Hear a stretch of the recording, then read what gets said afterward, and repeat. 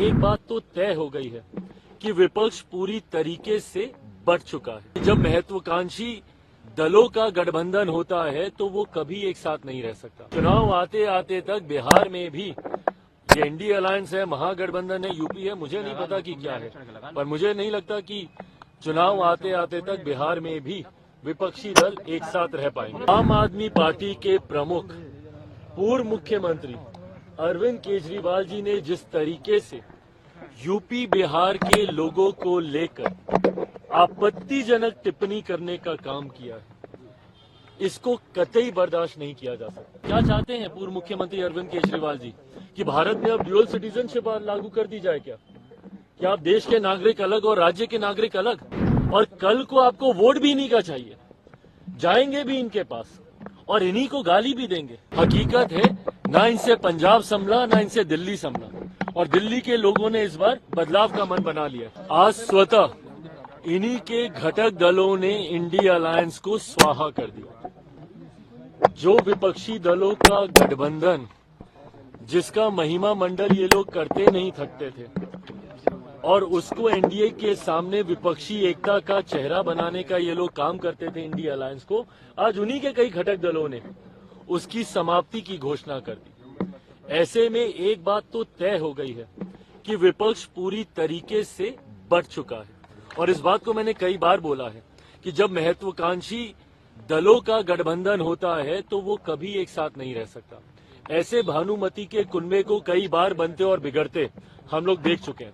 2014 से देश में प्रधानमंत्री नरेंद्र मोदी जी को हराने की सोच के साथ कई बार ऐसे महत्वाकांक्षी दलों का गठबंधन बना, और परिणाम क्या हुआ कि ये लोग एक दूसरे की काट ही करने के लिए लग जाते। दिल्ली में अभी चुनाव है, इनके घटक दल आधे आम आदमी पार्टी को सपोर्ट कर रहे हैं।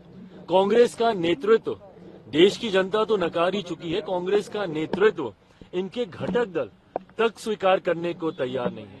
तो ऐसे में एक बात तय है कि एनडीए के सामने कम से कम अब विपक्ष कहीं नहीं ठहरता। मुझे तो बिहार में भी नहीं पता, जब केंद्र में अगर विपक्ष की यह हालत है तो क्या राजद, वाम दल, कांग्रेस, ये तमाम दल, क्योंकि कांग्रेस की भी महत्वाकांक्षाएं, अभी तो 100 का आंकड़ा इन्होंने पार नहीं किया, पर महत्वाकांक्षाएं तो बड़ी हुई।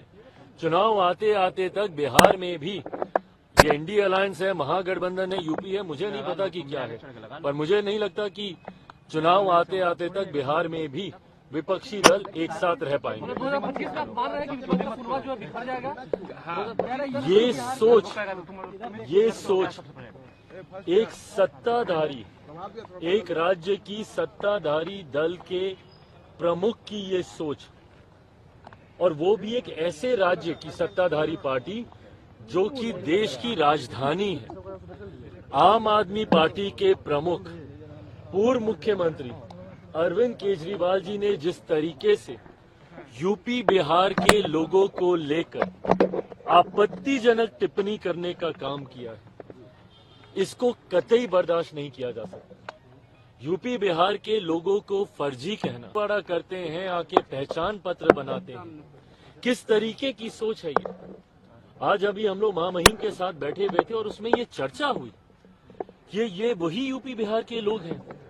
अगर एक दिन अगर ये लोग कार्य ना करें तो कहीं ना कहीं देश की गति थमने पर आ जाएगी। इतना महत्वपूर्ण योगदान है, और ये किस तरीके की बांटने की सोच है। क्या चाहते हैं पूर्व मुख्यमंत्री अरविंद केजरीवाल जी कि भारत में अब ड्यूअल सिटीजनशिप लागू कर दी जाए क्या आप देश के नागरिक अलग और राज्य के नागरिक अलग।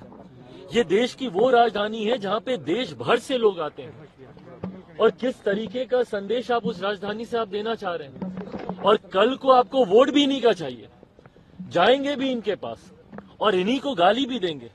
ये वही सोच है जो कि महाराष्ट्र में भी एक राजनीतिक दल था, जो महाराष्ट्र में बिहारियों के ऊपर लाठी चलाने का काम करता था, और आज उद्धव ठाकरे जी की पार्टी, और आज वही सोच को अरविंद केजरीवाल जी, ये पूरी तरीके से फ्रस्ट्रेशन है इनकी। जिस तरीके से आज एनडीए गठबंधन को हर सर्वे में बढ़त मिल रही है, जिस तरीके से एक बात है कि पिछले 10 सालों में लगातार इनकी सरकार होने के बावजूद ये अपने वादे पूरे नहीं कर पाए।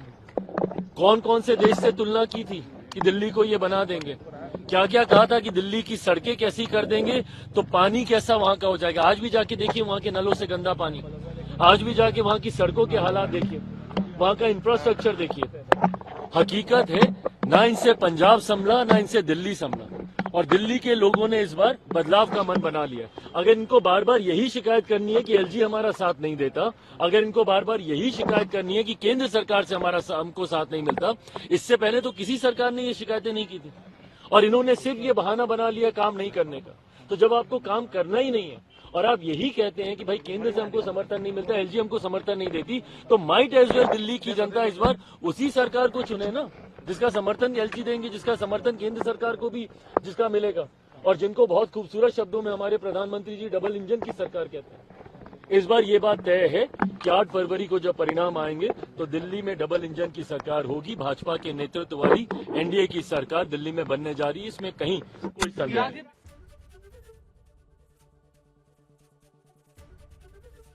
एबीपी गंगा, खबर आपकी, जुबान आपकी।